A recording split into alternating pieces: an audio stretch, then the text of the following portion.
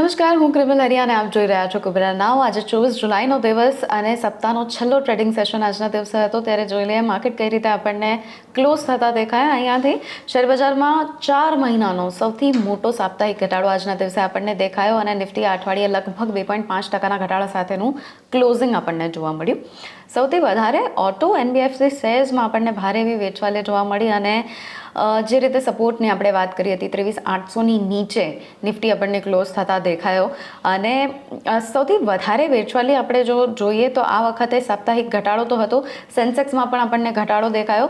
વચ્ચે એક વખત એવું સેશન હતું કે જ્યારે નિફ્ટીએ બાઉન્સ બેક આપ્યું પણ પછી અગેન નિફ્ટી આપણને 800ની નીચે જ આવતા દેખાયો અને જ્યારે ક્લોઝિંગની વાત કરી ત્યારે નિફ્ટીએ 102 પોઈન્ટ્સનો ઘટાડો આપણને આપ્યો અને 23,767 ઉપર આપણને નિફ્ટી ક્લોઝ થતા દેખાયું. આખા અઠવાડિયાની એક સ્થિતિ જોઈ લઈએ, એક ઓવરવ્યૂ લઈ લઈએ કે નિફ્ટી બેંકની વાત કરી લઈએ. લગભગ 3% સુધીથી વધારેનો ઘટાડો આપણને નિફ્ટી બેંકમાં અઠવાડિયે દેખાયો છે. રિયાલિટી સેક્ટરની જો વાત કરીએ તો ત્યાં પણ આપણને આશરે 4% જેટલો ઘટાડો આવ્યો. લૂઝર્સ ઉપર નજર કરી લઈએ એક વખત. HDFC bank, axis bank, Infosys, IndiGo, doctor Reddy's, Adani enterprises, Bajaj auto, HCL tech, SBI life, Trent, power grid અને એનટીપીસી કે જે આ સમગ્ર સપ્તાહ દરમિયાન સૌથી વધારે લૂઝર્સમાં સામેલ થયા છે. શુક્રવારની આપણે વાત કરી લઈએ કે કઈ રીતે શુક્રવારનો દિવસ આપણને દેખાયો છે. આઈટી અને ફાઇનાન્શિયલ સ્ટોક્સમાં આપણને થોડી એવી રિકવરી આવતી દેખાઈ. આઈટી અને ફાઇનાન્શિયલ શોર્સ જો વાત કરીએ તો નિફ્ટી બેંક ઇન્ડેક્સ 102 પોઈન્ટ્સ વધી 56,694 ઉપર આપણને બંધ થતા નજરે પડ્યો છે અને આ સુધારો આવ્યો જેને લઈને જ થોડું ઘણું આપણને માર્કેટ પર સપોર્ટ પણ આવ્યો અને થોડું બાઉન્સ બેક પણ આપણને મળ્યું. ટોપ ગેનર્સની જો વાત કરી લઈએ 24 તારીખના તો એચસીએલ ટેક, વિપ્રો નિફ્ટીના ટોપ ગેનર્સમાં આવ્યા. Q1ના જે રિઝલ્ટ આવ્યા છે અને જે ગ્રોથ હતો એના લીધે યુનાઇટેડ સ્પિરિટ એટલે કે યુએસએલ કે એમાં 4%થી વધારેનો ઉછાળો આપણને આજના દિવસે દેખાયો. આ ઉપરાંત કેપીઆઈટી ટેકનોલોજી અને ટાટા એલેક્સીમાં પણ 4થી 6% આસપાસનો આપણને વધારો આજના દિવસે દેખાયો છે.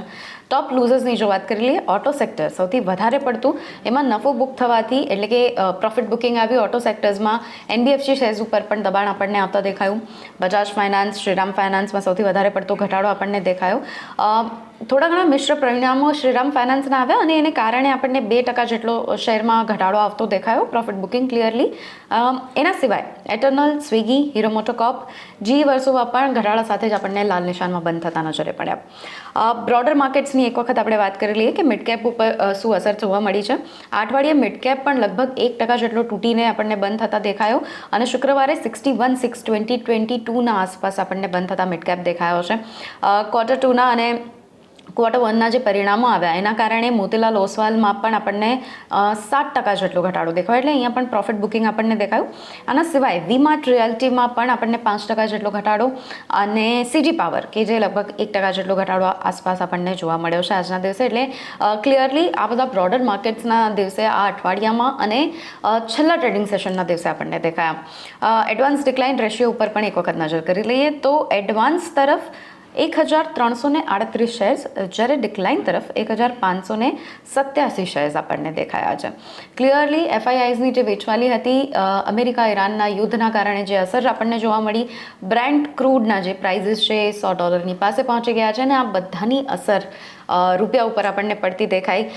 વિક્સની પણ વાત કરી લઈએ તો ઇન્ડિયા વિક્સ પણ આપણને વધારે પડતો નીચે સરકતો દેખાયો એટલે એના કારણે પણ એક ક્યાંક ને ક્યાંક આપણને માર્કેટમાં ઘટાડો આજના દિવસે દેખાયો.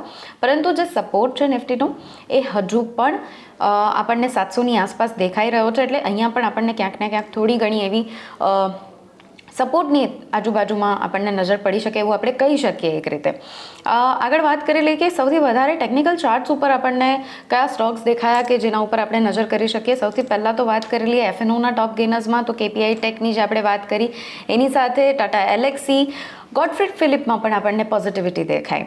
પર્સિસ્ટન્ટ, એસ્ટ્રલ આ બધામાં જ આપણને પોઝિટિવિટી સાથેનો કારોબાર અને ટોપ લૂઝર્સ જેવી રીતે મેં વાત કરી મોતીલાલ ઓસ્વાલમાં જ્યાં આપણને સારો એવો ઘટાડો દેખાયો. સ્વિગીમાં પણ આપણને ઘટાડો દેખાયો. હીરો મોટોકોર્પ, હિતાચી એનર્જી આ બધામાં જ આપણને ઘટાડો દેખાયો. વધારે પડતા જે માર્કેટના એક્શન્સ છે એની પણ એક વખત વાત કરી લઈએ કે સૌથી વધારે એક્ટિવ શેર્સ આપણને કઈ જગ્યા ઉપર દેખાયા. સેમાં નામ છે સૌથી પહેલાં ઇન્ફોસિસનું કે જ્યાં આપણને સૌથી વધારે વોલ્યુમ આજે રેસ થતા દેખાયા.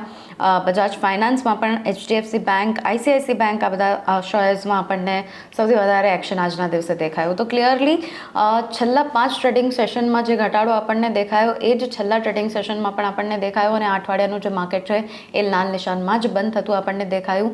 હજુ પણ આવતા અઠવાડિયે પણ કઈ રીતની માર્કેટની ચાલ રહેશે, કારણ કે વીકેન્ડ આવી રહ્યો છે અને વીકેન્ડમાં હજુ કેટલા રિઝલ્ટ્સ આવશે કંપનીમાં, હજુ ગ્લોબલ ઇન્ડાઇસીસ આપણને શું સંકેતો આપી રહ્યા છે એના ઉપર નજર રહેશે. પરંતુ ત્યાં સુધી માર્કેટની હવે કેવી ચાલ રહેશે એના ઉપર આપણી નજર રહેશે. અને આ બધી જ અપડેટ માટે આપ જોતા રહો કુબેરા નાવ.